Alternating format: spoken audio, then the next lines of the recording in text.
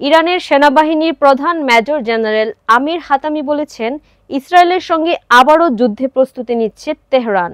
তিনি বলেন, এর আগে ১২ দিনের যুদ্ধে পশ্চিমাদের সহযোগিতা নিয়েও তেল আবিব পরাজিত হয়েছে। সোমবার ৮ সেপ্টেম্বর এক প্রতিবেদনে এ তথ্য জানিয়েছেন মিডল ইস্ট মনিটর। কামরুজ্জামানের তথ্যে বিস্তারিত জানাচ্ছেন সাফিনা বিনতে নাসির।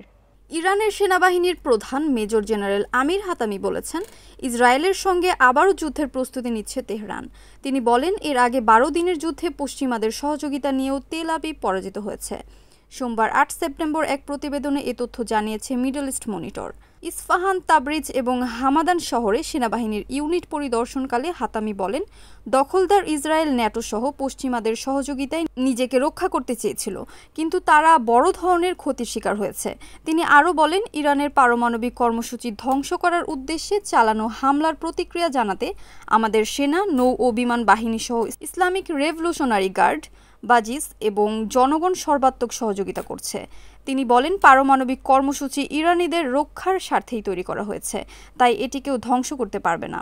হাতামি বলেন, ইসরায়েল ও তার মিত্ররা ইরানের আকাশ প্রতিরক্ষা ব্যবস্থাকে ধ্বংস করার পরিকল্পনা করেছিল, কিন্তু আমাদের প্রতিরক্ষা ব্যবস্থা তাদের পরিকল্পনাকে রুখে দেয়। ইসরায়েলের আগ্রাসনকে প্রতিহত করতে ইরানি জনগণের অপ্রত্যাশিত সমর্থনের কথা তুলে ধরে হাতামি বলেন, শক্তি যোগাতে ঐক্যবদ্ধ থাকার কোনো বিকল্প নেই। Kamruzzaman Kamrul, NAN TV news desk.